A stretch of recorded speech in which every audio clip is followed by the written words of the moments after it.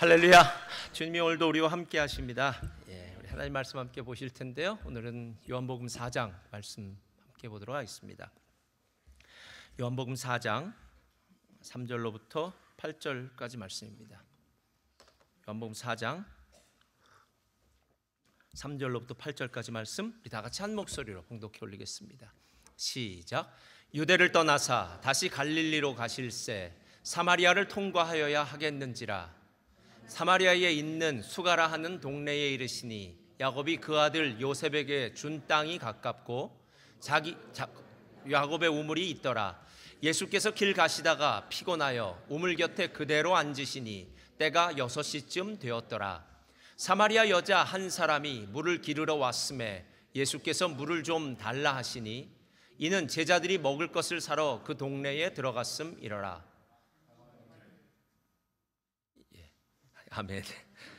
더 읽으려고 막 그러네요. 은혜가 충만해서 그렇습니다. 이게 중간에 끊으면 안 되는데 실제로 너무 길어서 앞에서 끊었습니다. 오늘 사마리아 여인에 대한 이야기인데요. 오늘 말씀의 제목 다 같이 읽겠습니다. 시작. 행복한 만남, 행복한 인생입니다. 자, 우리 믿음에 선포하겠습니다. 믿음은 긍정적입니다. 믿음은 창조적입니다. 믿음은 소망적입니다. 나는 믿음의 사람입니다. 나는 주 안에서 행복합니다. 아멘. 이 놀라운 믿음의 역사가 저와 여러분의 삶 가운데 함께 있기를 주님의 이름으로 축원드립니다.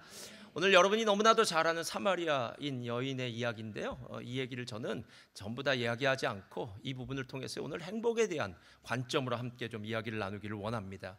여러분, 영국 속담의 행복에 대한 이야기는 아마 여러 번 들어보셨을 겁니다. 그런데 이야기를 제가 다시 한번 곱씹다가요, 이 구절에서, 이 부분에서 마음이 멈춰 섰습니다. 하루 동안 행복하려면 이발을 하라. 머리 하고 난 다음에 행복하죠. 그래서 미용실 하시는 분들은 하루 동안 행복은 책임질 수 있습니다. 일주일 동안 행복하고 싶거든 결혼을 하라. 이거 조금 말이 그런데 영국 속담이니까 이거 제가 한 말은 아닙니다. 일주일은 행복하다니까요. 한 달을 행복하려면 새 말을 사라. 이 새 말을 사라는 건 요즘 같으면 자동차 사라는 얘기 있죠. 여행 다니고 캐러반 하나 사서 한 달 동안 행복할 수 있을 겁니다. 한 해를 행복하려면 새 집을 지어라. 새 집 지으면 한 해는 행복할 수 있답니다. 그런데 마지막이 중요해요. 그러나 평생 동안 행복하려거든 정직하여라. 이렇게 얘기를 해요. 이상하죠? 우리는 행복과 소유가 참 가까이 붙어 있는 것이다라고 생각합니다. 그래서 무엇인가 선물을 받았을 때, 무엇인가 내가 소유를 했을 때 그때 우리에게는 행복이 있다라고 이렇게 생각하는데, 영국의 속담이니까 얼마나 많은 사람들의 생각 속에서 진짜 행복은 무엇인가를 소유하는 것이 아니라 그 내면의 퀄리티라고 얘기할 수 있겠죠. 정직함. 그 정직함을 통해서 얻어지는 행복이 있다더라라는 겁니다. 잠언서 17장을 보면요, 여러분 아는 구절인데 한번 읽어볼까요? 시작. 마른 떡 한 조각만 있고도 화목하는 것이 제육이 집에 가득하고도 다투는 것보다 나으니라. 제육볶음 아닙니다. 사람들은 특별히 11시 예배쯤 되면은 제육볶음이 생각이 나요. 그래서 이 얘기를 하면 제육볶음이 다 나오는구나, 성경에. 이 제육은 그게 아닙니다.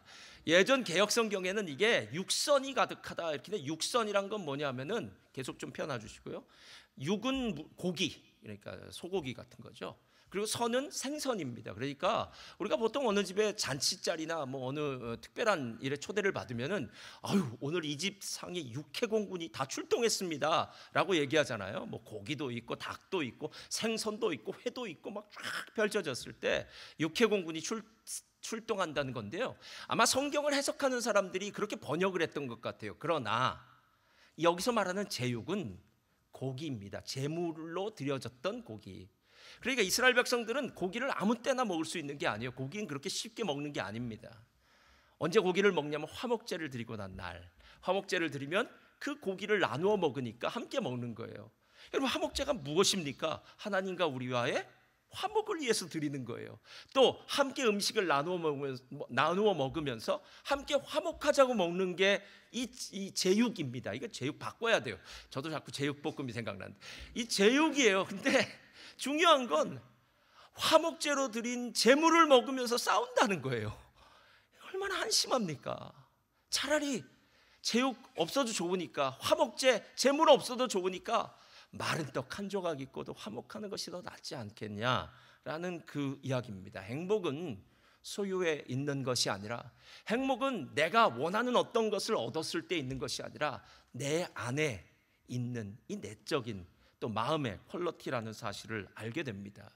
제가 왜 오늘 이야기로 시작했느냐 하면요, 사마리아 여인의 삶 가운데 행복이 바로 이런 의미로 다가왔기 때문입니다. 실제로 인간을 나눌 때 이분법과 삼분법이 있어요. 그래서 제가 여러 번 얘기를 했을 겁니다. 이분법은 영과 육으로 나눈 겁니다. 그러니까 영적인 것이냐 육적인 것이냐라 나눌 때 그걸 이분법이라고 얘기하고요. 삼분법은 영과 혼과 육입니다. 그러니까 body, 이럴 땐 꼭 스페인어가 생각나네요.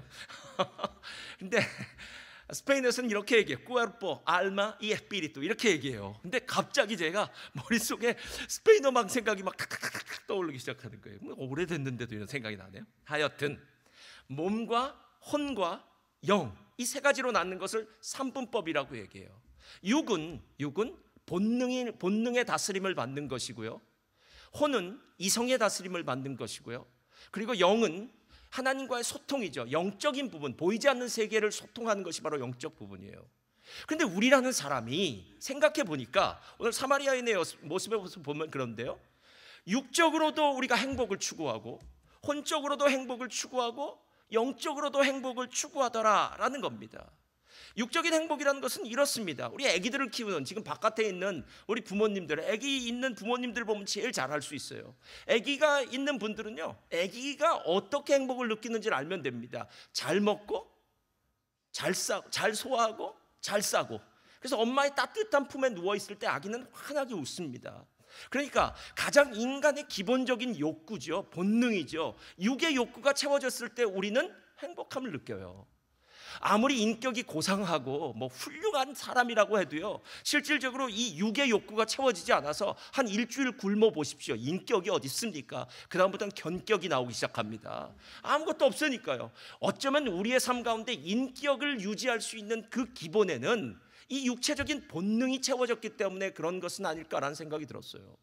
혼도 마찬가지입니다. 혼은 이성의 다스림을 받는 부분입니다. 논리적으로 이해하고 해석하고 판단하고 결정하는 부분입니다. 그래서 하나님이 우리들에게 이 혼의 영역을 주셔서요, 자기 개발이죠. 그러니까 왜 내가 이미 나서 이런 직업을 가졌는데 이 직업은 내가 정말 원하는 직업이 아니야. 내 자신이 개발되어지고 내가 무엇인가 기여할 수 있는, 무엇인가 좀 높은 뜻을 위해서 일할 수 있는 게 필요해 라고 생각하는 이유는 바로 우리가 혼적 존재이기 때문입니다. 그래서 인간은 단순히 먹고 마시는 것만으로 만족하는 것이 아니라 뭔가 의미 있는 일을 생각하고 결정하고 판단하고 해석할 때, 그때 우리의 인생 가운데 행복이 있다는 겁니다. 영적 부분도 마찬가지입니다. 영은 하나님과 소통한다고 얘기했어요. 그런데 이 보이지 않는 영적인 하나님과 소통이 안 되는 사람은요, 종교의 영이죠. 짝퉁의 영적인 것들과 소통하려고 하는 경우들도 가끔 있습니다. 그게 요즘 말하는 뉴에이지 같은 거겠죠. 이상한 영성을 의미할 때 바로 이런 짝퉁 영성으로 행복을 추구하는 사람들이 있다라는 겁니다. 그렇다면 오늘 사마리아 여인은 이 세 부분에서 어떤 행복을 찾으려고 했을까요? 첫째로 다 같이 읽겠습니다. 시작. 물은 육적인 행복을 만족시키는 도구입니다. 자, 이 사람이 이 사마리아 수가성 우물가의 여인이라고 불리는 이 사마리아 여자를 수식하는 어를 잘 들어보셔야 돼요. 이 여자는 처음부터 물과 연관이 있습니다. 사마리아 땅에 있는 시카르라는, 지금으로 말하면 여기서 시드니에서는 더보라는 곳, 아니면 여기 지방의 어느 도시쯤 될까요? 원암불 정도 될까요? 그런 도시에 살고 있는, 시카르 성에 살고 있는 여자였는데, 그 여자가 우물에, 야곱의 우물이라는 곳에 물을 기르러 왔다가 예수님 만났습니다. 그 이야기입니다, 여러분. 아마 이 수가성 우물가 여인은 다 아시니까 제가 이야기할 필요도 없어요. 이 여자에게 있어서 물은 대단합니다. 그런데 문제는 우리에겐 별로 이게 와닿지가 않아요. 대한민국에서 태어난 저와 여러분은요, 아주 물 맑고 산 좋은 곳에 살았습니다. 그래서 우리는 물이 풍부한 곳에 살았기 때문에 물이 그렇게 중요한 줄 몰라요. 그러나 지금 성경이 쓰여진 이스라엘은 좀 다릅니다. 그래서 예수님이 마태복음 10장 42절엔 이런 식으로도 얘기했어요. 또 누구든지 제자의 이름으로 이 작은 자 중 하나에게 냉수 한 그릇이라도 주는 자는 내가 진실로 너에게 이르노니 그 사람이 결단코 상을 잃지 아니하리라. 여러분, 물 한 그릇 주는 게 뭐가 그리 대단합니까? 물이 지천에 있는데요, 이곳에 가도 물 있고 저곳에 가도 물 있고 모든 지역에 물이 있다면 이런 얘기는 안 했을 겁니다. 마치 지금 내가 열심히 뛰고 운동을 하고 난 다음에 갈증이 생겼어요. 그때 예전 같았으면 보리차 있죠, 시원하게 냉장고에 이렇게 딱 보리차 한 잔 쫙 마시면은 식도를 타고 내려가는 그 시원한 느낌 있지 않습니까? 그래서 위장까지 시원해서 야, 행복하다, 물 한 잔이 이렇게 행복한 줄 몰랐어 라고 생각하는 그것. 그러니까 오늘 이 수가성 우물가의 여인에게 있어서의 이 물은 그냥 물이 아니에요. 그녀의 삶 가운데 가장 기본적인 육체의 행복을 만족시켜 줄 수 있는 어떤 도구였다라는 겁니다. 근데 이게 전부가 아닙니다. 그녀에게는 혼적인 필요도 있었어요. 두 번째 펴주세요. 다 같이 읽겠습니다. 시작. 남편은 혼적인 행복을 만족시키는 도구입니다. 자, 이 얘기는 좀 잘 들으셔야 돼요. 그녀에게는 남편이었어요. 육의 본능은 먹고 마시는 기본적인 문제를 해결하는 거겠지만, 이 문제가 해결되면 사람은 사회적인 동물이기 때문에 다른 사람과 함께 있어야 됩니다. 여러분, 이민지 교회 나오신 많은 분들 왜 교회 나오셨습니까? 한국 사람 만나기 위해서 나왔죠. 한국말 하기 위해서 나왔죠. 예전에 유학생들은요, 한국 음식 먹기 위해서 나왔어요.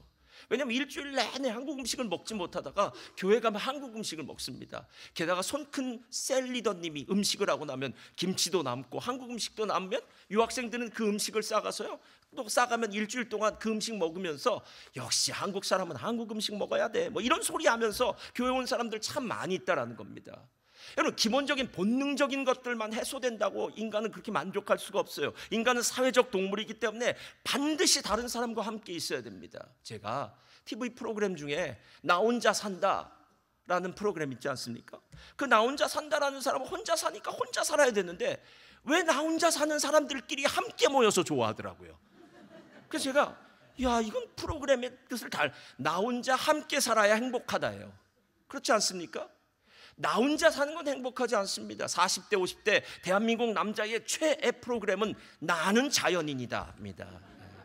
아주 어마어마하더라고요, 그 열기가. 그런데 제가 보면서 매번 느끼는 거예요. 나는 자연인이다가 산속에서 그냥 살아요. 사업이 망했는지 건강이 안 좋았는지 어떤 이유에서인지 몰라도 산속에서 혼자 삽니다. 근데 제가 공통점을 발견했어요. 손님이 찾아가면 겁나게 좋아하더라고요. 네. 그래서 그 누구죠? 윤택인지 무슨 택인지 이 사람이 찾아가면은 온갖 산의 진미가 다 나오고 저기 숨겨져 있는 산삼도 나오더라고요. 산삼, 산양삼이죠. 예, 사람이 심은 산삼도 나와서 막 주고 귀하다 귀한 것 다 주더라고요. 근데 그 얼굴이 얼마나 행복한지 몰라요. 인간은 누구와 함께 있어야 된다는 겁니다. 그래서 제가 교회에서 한 2주 전쯤 됐습니다. 이것은 부모님들의 허락을 받고 제가 사진을 게재하는 겁니다. 그러니까 혹시 제가 금요일 날 와서 깜짝 놀랐습니다. 저희 매일 성경 있는 거 보니까 됐죠? 저 아기가 교회에 나온 이유가 무엇일까요? 네. 저는 아무리 생각해도 말씀 들으러 온 것 같지는 않고 기도도 아닌 것 같고 만나러 나온 것 같은 느낌이 막 드는 거예요. 저 얼굴을 쳐다보는 그 옆에 애를 얼굴을 쳐다보는 그 얼굴이 얼마나 좋은지, 제가 사진을 한 장 찍겠다고 손을 잡고 웃으라 그러니까 저 행복한 얼굴, 저 미소. 그래서 제가 알았어요. 교회는 사람 만나러 나오는 곳일 수도 있겠다. 얼마나 행복할까. 이제 꺼주세요. 그다음 이 사마리아 여인에게 누군가의 만남의 복, 내가 누군가와 함께 있었으면 좋겠다, 아마 남편이었을 겁니다. 그래서 5명의 남편이 있었다고 하고 6명째 지금 이런 사람들은 남편이 아니라 논팽이라 그러더라고요. 누군가와 살고 있어요. 그러다 동거하고 있어요. 근데 행복하진 않아요. 이상하죠? 제가 영국 속담이 맞는 것 같아요. 결혼해도 일주일 동안 하면 그 같이 일주일이 지나면 현실이에요. 그 다음부터는 맞춰가야 되기 때문에 참 힘들다 하는 생각이 들 수 있다라는 겁니다. 내가 처음에 생각했던 그 행복, 그 혼적인 행복이죠. 그 남자를 만났을 때 그 사람이라면 해줄 것 같다라고 생각했던 그 사람에게서 내가 정말 원했던 혼적인 만족, 혼적인 행복을 느끼지 못했다라는 거예요. 세 번째가 있어요. 다 같이 읽겠습니다. 시작. 종교는 영적인 행복을 만족시키는 도구입니다. 자, 제 말이부터 잘 들으셔야 돼요. 보통 하나님을 찾는 사람들의 특징이 있습니다. 그건 뭐냐면, 일단 삶의 고단함과 곤고함, 고통, 이런 문제들이 그 삶에 다가왔을 때 그걸 요즘은 인문학적이라고 얘기도 한대요. 철학적인 질문을 던지는 사람이 주님을 만날 확률이 높아요. 여러분 전도를 해보셨으면 알 겁니다. 지금 등 따시고 배불러요. 애들도 잘 커요. 문제는 하나도 없어요. 건강합니다. 예. 돈도 잘 법니다. 이런 사람에게 한번 전도해 보십시오. 다음 주일부터 우리 교회 나가자고 얘기하면 분명히 이렇게 대답할 겁니다. 그건 당신이 나가라고. 난 아무 문제가 없는데 왜 교회 나가냐고. 아무 문제가 없는데 왜 기도하냐고 이야기하면서 신의 존재를 별로 필요하지 않다라고 생각하는 거예요. 한번 여러분의 삶을 생각해 보세요. 여러분이 언제 어떻게 예수님을 만났습니까? 삶의 굴곡이 있었겠죠. 그때 왜 그랬는지는 몰라도 삶의 곤고함이 있었겠죠. 위기의 순간일 수도 있습니다. 자녀가 문제를 일으켰을 수도 있습니다. 건강에 문제가 있을 수 있었습니다. 모든 어떤 문제였는지 모르지만 왠지 내 삶에 대해서 고민이 되어지고 문제가 있는 것 같아서 이걸 좀 어떻게 해결할 수 있는 방법은 없을까라고 생각했을 때 그때 하나님이란 존재를 찾았겠죠. 신이라는 존재를 찾기 시작했을 겁니다. 이 여자도 마찬가지예요. 이 여자가 매일 처음엔 남편을 6씩이나 갈아치웠으니까 이 여자의 인생이 얼마나 파란만장했는지는 알 것 같고요. 수가성이라는 이곳이 큰 성이 아니었을 테면 이 여자가 어떻게 살아왔는지를 다른 사람이 다 알 테니까 이 여자는 다른 여자들과 함께 섞일 수가 없었습니다. 그래서 오전 12시 가장 태양이 장렬하는 그 시간에 혼자 무거운 물동이를 쥐고 이 물을 마셔야만 살 수 있다고 생각하면서 억지로 와서 야곱의 우물은 23m 깊이가 되었다고 하니까요. 그 깊은 우물에 우리 여기 본당에 여기 거리가 23m 안 될 것 같아요. 그 깊은 우물에 두레박을 내려서 겨우겨우 두레박질을 하면서 물을 끌어올리면 그 물을 물동이에 지고 가는 이 일, 육체의 만족과 행복을 위해서 매일 덧없는 일을 하는 이 인생, 이런 삶 가운데 왜 신을 찾겠다, 하나님을 찾겠다라는 생각을 안 했겠습니까? 그래서 요한복음 4장 21절 우리 다 같이 읽겠습니다. 시작. 우리 조상들은 이 산에서 예배하였는데 당신들의 말은 예배할 곳이, 자, 이 여자가 찾은 건 이거예요. 신이 있는 곳이 어디냐라는 거예요. 사마리아 사람들은 그리심산에 성전이 있었습니다. 그런데 이 그리심산의 성전은 사마리아 사람들 전용 성전이었어요. 근데 유대인들은 말합니다. 그 정통이 아니야, 그 이단이야. 우리 정통 성전이 있는데 이건 예루살렘 성전이야 라고 얘기하는 거예요. 저는 이 수가성 우물가 여인이 그리심산에 갔을 거라고 믿어요. 안 갔으면 이런 얘기 안 할 겁니다. 갔었어요. 거기서 신을 찾았어요. 사람들이 이야기합니다. 그리심산에 가서 성전을 가면 신을 만날 수 있을 거라고 얘기했어요. 마치 속리산에 가면 법주사, 경주에 가면은 불국사, 이렇게 절들이 있듯이 마치 그리심산에 있는 그 제단에 가면 하나님을 만날 수 있을 거라고 생각했을 거예요. 근데 없어요. 그래서 의구심이 들었을 겁니다. 그래서 예수님이 선지자 같고 뭔가 정말 용한 그 점쟁이처럼요, 자기의 인생을 다 맞추니까, 자기의 속을 꿰뚫어 보는 분 같으니까 물어보는 거예요. 어디가 진짜입니까? 그리심산입니까? 예루살렘입니까? 만약에 나에게 어느 장소를 정말 하나님이 계시다는 그 장소를 가르쳐 주시면 제가 거기 가겠습니다 라는 거예요. 실제로 이 여자가 큰 착각을 하고 있는데요, 예수님도 그렇게 말씀하세요. 여기 있다 저기 있다? 아닙니다. 기독교는 장소의 종교가 아니라, 저를 따라하시 바랍니다. 기독교는 계시의 종교입니다. 한 번 더요. 기독교는 시간의 종교입니다. 자, 이걸 잘 이해하셔야 돼요. 계시의 종교란 건 우리 스스로 알 수 있는 게 아니에요. 하나님이 우리를 깨닫게 해주셨기 때문에 아는 거예요. 시간의 종교라는 것은 카이로스예요. 하나님의 때, 하나님의 때에 하나님이 우리를 만나주신 거예요. 우리의 때가 아닙니다.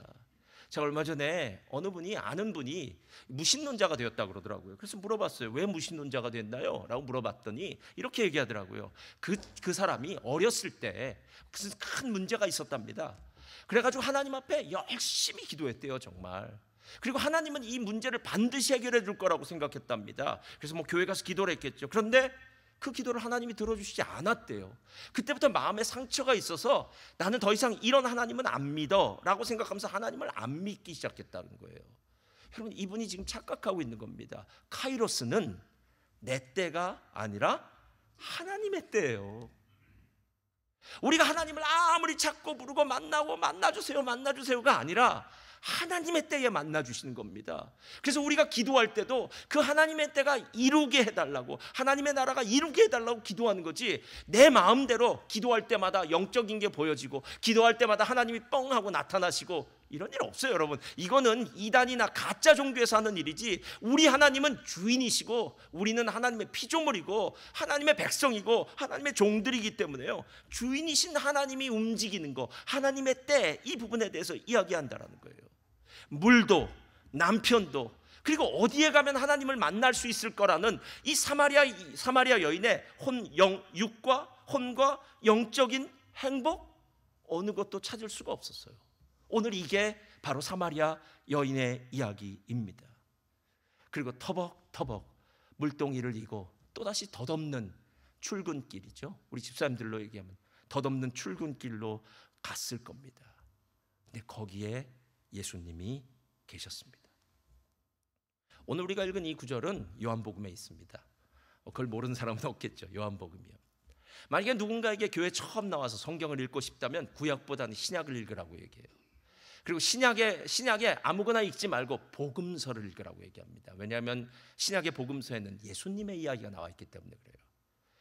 신약의 4개의 복음서, 마태, 마가, 누가, 요한 중에 또 먼저 하나를 읽으라고 이야기한다면 저는 요한복음을 읽으라고 얘기해요. 왜냐하면 요한복음은 하나님께서 우리를 불쌍히 여기셔서 문제 있고 어려움이 있고 고민이 있고 갈등이 있고 위기 가운데 있는 우리를 만나시기 위해서 하나님이 예수를 우리들에게 보내주시고, 그리고 그 예수를 만난 사람들이 삶의 문제를 해결했다는, 그러니까 모든 문제를 예수 그리스도 안에서 해결했다는 정말 놀라운 사건들을 딱딱딱딱 기록한 책이기 때문에 요한복음을 읽으라고 얘기하는 거예요. 거기엔 세례 요한도 나옵니다. 예수님의 제자들도 나옵니다. 나다나엘 같은, 빌립 같은, 베드로 같은 제자들이 나옵니다. 니고데모 같은 똑똑한 유대인 학자들도 나옵니다. 아니, 오늘 우리가 보고 있는 사마리아 여인 같은 이런 죄인도 나옵니다. 38년 병자 됐던 그 사람도 나옵니다. 먹고 사는 문제가 힘들었던 갈릴리의 벳세다 광야에 있던 그 사람들이 예수님을 만납니다. 오병이어의 기적을 통해서요. 그 다음에 날 때부터 소경되었던 그 사람이 예수님을 만나서 소경의 눈을 띄었을 뿐만 아니라 예수님이라는 구원자를 얻게 됩니다. 죽었던 나사로가 다시 살아나서 예수님을 만나는 그 놀라운 역사, 우리의 삶에 있는 모든 문제를 해결하기 위해서 하나님이 보내주신 예수 그리스도의 이야기가 바로 요한복음이다라는 겁니다. 그렇다면 이제 하나씩 다시 되짚어 보겠습니다. 속으로 여러분 대답하시면 될 것 같아요. 제가 질문할 테니까 속으로만 대답하세요. 말은 하지 마세요. 사마리아 여인이 예수님께 먼저 찾아갔습니까? 아니면 예수님이 사마리아 여인에게 찾아오셨습니까? 사마리아 여인이 먼저 예수님께 말을 걸었습니까? 아니면 예수님이 사마리아 여인에게 먼저 말을 걸었습니까? 너무 잘 아시죠? 성경은 이렇게 얘기해요. 예수님께서 사마리아를 통과하여야겠는지라, 이렇게 얘기해요. 우리는 어느 길을 갈 때요, 단기간에 갈 수 있는, 가장 빨리 갈 수 있는 지름길이 있든지 아니면 그 길이 아스팔트가 깔려서 좋은 길이든지 이유가 있습니다. 예수님은 갈릴리의 출신이시니까요. 갈릴리에서 유다, 그 예루살렘에 오기 위해서는 사마리아를 지나쳐야 되는데 사마리아 땅이라는 곳이 별로 좋은 곳이 아닙니다. 그래서 예수님은 꼭 요단강을 건너서 동쪽 편으로 해서 쭉 내려와서 예루살렘을 들어오시고요. 갈 때도 마찬가지예요. 예수님의 루트는 언제나 그 길이었어요. 여기서 돈카스트를 가려면 스프링베일로 쭉 올라가서 가는 것과 똑같습니다, 여러분. 그런데 어느 날 예수님이 이렇게 얘기해요. 아니야. 오늘 내가 그 길로 가지 않을 거야. 오늘은 시티를 통과해서 돈카스트를 한번 가야겠다라고. 예수님, 시티라니요. 그건 너무 멉니다. 문제가 있어요. 아니야. 오늘은 반드시 이 길을 통과해야 될 거야. 그래서 사마리아 가신 거예요. 게다가 12시쯤 딱 우물에 도착합니다. 제자들은 그 시간에 먹을 것을 구하러 갑니다. 대단하죠. 왜냐하면 12명이나 되는 그 장정들이 예수님과 함께 있는데 사마리아 여자 혼자 오다가도 도망갈 겁니다. 아니면 반대로 남자들이 많아서 좋아할 수도 있겠죠. 그건 모르겠어요. 그냥 중요한 건 뭐냐면요, 대화가 안 돼요. 여러 사람이 있으면 안 돼요. 그래서 딱 먹을 것이 필요한 점심때쯤 되니까 제자들은 마을로 먹을 걸 사러 갔어요. 예수님만 우물 옆에 앉아서 기다리고 계셨어요. 그리고 예수님이 먼저 말을 겁니다. 나에게 물을 달라.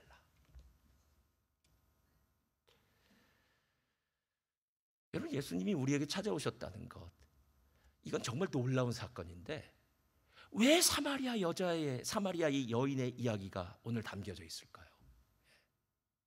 보통 우리가 먼저 찾아갔다, 먼저 이야기를 시작했다고 얘기할 때 영어에서는 이니셔티브라고 얘기해요. 주도권을 얘기하는 거죠. 그러니까 누군가는 수동태로 있는 거고요, 누군가는 능동태로 있는 거예요. 이 여자는 지금 예수라는 존재, 아마 생각은 했겠죠. 메시아라는 분이 오시면 해결할 거라는 어렴풋이들은 어떤 복음에 대한 이야기는 있었을지 몰라도 그녀는 그녀의 삶 가운데, 그리고 오늘이라고 불리워진 그날 그 정오에 그 메시아를 만나리라고 꿈에도 생각하지 못했어요. 그런데 예수님이 찾아오셨습니다. 그 시골촌 구석까지요. 그래서 그 여자를 기다리고 있었습니다. 그 여자에게 묻습니다. 물을 달라고 이야기합니다. 아니, 유대인인 당신이 어찌 사마리아인 여자인 나에게 물을 달라고 하냐, 이런 일 없다라는 거죠. 이건 보통 상황에서 이루어질 수 없는 일이라고 얘기합니다. 예수님 다시 말합니다. 네가 만약에 내가 누군지를 알았다면 나에게 물을 주는 것이 아니라 나한테 물을 달라고 그랬을 거야. 내가 주는 물은 영원히 목마르지 않는 생명의 물이야 라고 얘기하면서 오늘 이야기는 시작하는 것이다 라는 겁니다. 왜 사마리아 여인에게 찾아갔을까요? 여러분, 보통 유대인들은요, 유대인이 1등 시민이고 사마리아는 2등 시민입니다. 남자와 여자로 친다면 지금은 전혀 그렇지 않습니다. 지금은 반대입니다. 그러나 그 당시에 있습니다. 남자가 1등이고 여자가 2등입니다. 그래요. 세 번째, 아니, 여자들 중에서는 보통 일반 여자들이 1등이고 죄인인 이런 여자는 2등입니다. 그러니까 이 여자를 일컬어 우리는 그냥 죄인, 사람들에게 왕따 받는 사람, 고통받는 사람, 함께 살고 있지만 정당한 대접을 받지 못하고 살아야 되는 하등 시민, 이렇게 얘기할 수 있는 사람이에요. 여러분, 하나님 정말 감사하지 않습니까? 제가 요한복음 6장 44절을 보니까 이렇게 얘기하더라고요. 다 같이 읽겠습니다. 시작. 나를 보내신 이끌지 아니하시면 아무도 내게 올 수 없으니 오는 그를 내가 마지막 날에 다시 살리리라. 여러분, 실제로 이 여인을 하나님이 사랑하셔서 예수님께 데리고 온 거죠. 예수님께 데리고 온 거죠. 실은 매일매일이 똑같은 물동이를 이고 우물로 가는 날 같았는데 그날은 달랐다라는 거예요. 그날은 하나님의 성령이, 하나님이 그 여인의 손을 붙잡고, 손을 물동이였으니까 손을 붙잡지는 않았겠지만 그 여인의 옷자락을 붙잡고 함께 걸으신 거예요. 왜? 예수님을 만나게 하기 위해서. 기다리고 계신 그 예수님을 만나야 진짜 문제가 해결받을 수 있고 그 예수님을 통해서 인생의 행복을 느낄 수 있기 때문이다라는 겁니다. 근데 제가 이 생각을 하다가요, 이런 단어가 생각났어요. 능동적 수동태라는 거예요. 여러분, 능동태랑 수동태가 있어요. 이건 어려운 얘기를 하네요. 별로 어렵지도 않습니다. 능동태라는 것은 내가 움직이면 능동태입니다. 내가 가서 때리면 능동태입니다. 내가 저 때린 놈한테 맞으면 수동태입니다. 그래서 내가 하는 것, 그리고 내가 받는 것, 능동태와 수동태예요. 근데 이상해요. 능동적 수동태란 뭐냐면 분명히 먼저 예수님이 오셨어요. 그게 수동태예요, 나는. 근데 수동태라면 나는 아무것도 안 하고 가만히 그 자리에 있어야 되는데 그게 아니에요. 하나님이 나를 준비하셔서 내 안에 영적인 갈망이 일어나게끔 고통과 어려움과 문제와 이런 것들이 있게 하더라는 거예요, 여러분. 그러니까 내가 멍청하니 가만히 있는 게 아니라 뭔가 답답하다, 어디 새로운 길 없을까? 어디 구원의 길 없을까? 나의 문제를 해결해 줄 수 있는 분 없을까? 이런 식으로 내 갈망이 일어나는데 이거는 내 안에서 일어나는 능동적인 모습이다라는 겁니다. 그리고 나서 보니까요, 로마서에 이 말씀이 정확히 있더라고요. 로마서 한번 펴주세요. 로마서 10장 다 같이 읽겠습니다. 시작. 그런즉 그들이 믿지 않는 일을 어찌 부르리요? 듣지도 못한 일을 어찌 믿으리요? 전파하는 자가 없이 어찌 들으리요? 보내심을 받지 아니하였으면 어찌 전파하리요? 기록된 바 아름답도다 전하는 자들의 발이요? 이거 예수님 아닙니까, 여러분? 그리고 예수님의 제자들 아닙니까? 하나님이 예수님을 보내셔서 우리에게 오셔서 복음을 증거해 주셨고, 예수님이 제자들을 보내주셔서 제자들이 우리에게 복음을 증거해 주셨습니다. 여러분이 이 자리에 와 있는 이유는 누군가 여러분에게 복음을 증거해 주셨고 그 복음을 듣고 내 마음 가운데 움직인 거예요. 내 삶이 지금 힘들고 어렵고 고통스럽고, 야, 이렇게 사는 게 진짜 인생이야? 헛되고 헛되다는 생각, 정말 가치 없다, 의미 없다라고 생각할 때 복음이 들리워져서 그 복음에 반응하기 시작했다라는 겁니다. 그런데 그 다음 절이 이상해요. 그 다음 절 다 같이요. 16절 시작. 그러나 그들이 다 복음을 순종하지 아니하였도다. 이사야가 이르되 주여 우리가 전한 것을 누가, 그럼 복음을 다 듣지 않았대요. 이게 바로 능동적 수동태예요. 모든 사람이 다 복음 받는 거 아닙니다. 여기에 나와 있는 이 이야기는 유대인들이 복음을 거절했다는 거예요. 유대인은 성경도 갖고 있습니다. 예루살렘 성전도 갖고 있습니다. 아브라함의 후손이라고 이야기합니다. 그런데 정작 하나님의 아들로 오셔서 우리를 구원하시는 예수님을 배척했어요. 그래서 그들이 복음을 거절했다는 거예요. 등 따시고 배부르는 것 결코 좋은 일 아닙니다. 제가 보니까 고난 당함이 내게 유익이라고 하는 말이 왜 맞냐면, 저의 인생에서도 그렇고 여러분의 인생, 제가 성도님들의 인생을 봐도 마찬가지예요. 어렵고 힘들면 예수님 찾아오더라고요. 그리고 기도 시작하더라고요. 이상해요. 하나님의 사람은 어렵고 힘듦이 결코 하나님을 멀리 떠나게 하는 도구가 되는 것이 아니라 멀어졌던 사람도 주님께 가까이 가게 할 수 있는 도구가 되더라는 거예요. 그래서 시간이 지나 보면은 그 고난의 시간이, 그 어렵고 힘들게 살았던 시간이 내게는 너무나 축복의 시간이에요. 하나님, 그때 차라리 나를 그렇게 힘들게 하시지 않았다면 내가 지금 주님 앞에 없었을 텐데, 그때 하나님 그 일도 감사합니다. 고난도 감사합니다. 어려움도 감사합니다 라고 이야기하는 거예요. 그리고 난 다음에 오늘 이야기를 할 때 바로 사마리아 수가성 우물가 여인의 이야기는 그 다음에 나오는 거예요. 17절 다 같이 읽겠습니다. 시작. 그러므로 믿음은 들음에서 나며 들음은 그리스도의 말씀으로 말미암았느니라. 18절 그러나 내가 말하노니 그들이 듣지 아니하였느냐. 그렇지 아니하니 그 소리가 온 땅에 퍼졌고 그 말씀이 땅 끝까지 이르렀도다 하였느니라. 유대인들이 거부하자 그 거부한 그 복음이 온 세상에 펼쳐나가서 지금 사마리아, 수가성, 2등 국민, 2등 시민, 죄인이라고 일컫는 그 여인에게까지 그 복음이 들리워져서 구원받는 놀라운 역사가 이루어졌다라는 겁니다. 제가 이번에 8년 반 만에 이제 아르헨틴 순복음교회 가는데요. 25주년 기념이고 45주년 기념이고 임직식을 한다 그래서 특별히 갑니다. 그리고 제가 개척했던 교회에 또 10한 2주년 기념인가 그럴 거예요. 개척했던 교회도 가고 또 파송에서 개척했던 교회도 있는데 그 교회도 이제 갑니다. 제가 남미를 갈 때 예전엔 많이 얘기했네요. 꼭 생각나는 그 사람이 있습니다. 볼리비아 요번에 갈 텐데요. 엘 알토에 있는 마리오 전도사입니다. 예전에 있었던 교회에서 현진 예배를 드리기 시작했을 때 그제 가장 먼저 얻은 첫 열매입니다. 볼리비아에서 큰 빚을 지고 당시 한 2만 불 정도 빚 졌다 그러더라고요. 사업하다 망해서 2만 불 정도 빚 지고 공장에서 일하면서 술로 세월을 보내던 알코올 중독자였습니다. 오후 3시쯤 되면 우리 여집사님들 한 10여 명 됐을 거예요. 집사님들이 전도지를 갖고 나가요. 그래서 만나는 사람들에게 복음을 전하기 시작합니다. 그때 이 친구가 한 2주쯤 됐을 거예요. 처음 시작할 때 2주쯤 됐을 때 그 전도지를 받아요. 그리고 교회에 옵니다. 지금도 새가족반을 하지만요, 그때도 제가 새가족반을 했습니다. 현지인 새가족반. 현지인 예배가 5시니까 4시부터 새가족반을 시작했어요. 그랬더니 이 친구가 새가족반에 들어오더라고요. 그래서 함께 성경 공부를 하기 시작했습니다. 그리고 나서 얼마 있다가 그 친구가 저에게 이렇게 간증을 하더라고요. 자기가 아침 7시부터 저녁 7시까지 봉제 공장에서 일한다 그러더라고요. 하루 12시간을 일해요. 그런데 저녁 7시에 일이 끝나고 나면 그때 샤워를 하고 저녁을 먹고 난 다음에 성경을 읽기 시작한대요. 새벽 2시, 새벽 3시까지 성경 읽는다 그러더라고요. 너무 감사하다고 그러더라고요. 어느 날 토요일 오후에 제 사무실에 이 친구가 찾아왔어요.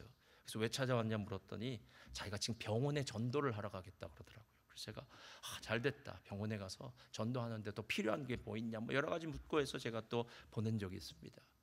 그리고 나서 조금 시간이 지나고 나니까 저한테 이렇게 말하더라고요. 자기가 고향에 가서 자기 식구들이 참 많은데 수백 명 되더라고요. 거긴 다 시족사회처럼 됐으니까 거기서 복음을 전해야 되겠다 그러더라고요. 그래서 제가 잘 됐다. 복음을 전해라. 그래서 기도해주고 보냈더니 이 친구가 가족 60명을 구원하고 돌아왔어요. 근데 가족만 구원한 게 아니라 어느 교회에 초청을 받아서 전도 부흥회도 하고 왔다 그러더라고요. 제가 야, 넌 아직 신학교도 안 다녔는데 그렇게 하면 안 된다고 제가 걱정을 했는데 하여튼 뭐 하고 왔으니까 뭐 별일 없겠다고 생각했습니다. 그 친구를 신학교에 보냈습니다. 3년의 신학교를 마치고 난 다음에 저한테 이렇게 얘기하더라고요. 자기 나라로 돌아가겠다고. 그리고 교회를 개척하겠다고. 그리고 제가 집사님 2분과 함께 그 개척 예배에 가서 개척 예배를 시작한 게 10여 년 전입니다. 제가 그 친구에게 이렇게 물어봐요. 당신에게 있어서 가장 행복한 건 뭐냐라고 얘기했더니 나 같은 빚쟁이, 알코올 중독으로 쓸모없는 인생이 그날 그 여집사님의 손에서 들려진 전도지 한 장으로 이렇게 변했다는 거예요. 우리 마리아 전도사의 두 딸은 신학교를 다 나와서요, 아버지 사역을 돕고 있고 지금 결혼해서 잘 살고 있습니다. 세 번째가 아들인데요, 지금 아들이 찬양을 잘해요. 그 아들이 지금 신학교를 다니고 있습니다. 얼마나 은혜를 받았는지 몰라요.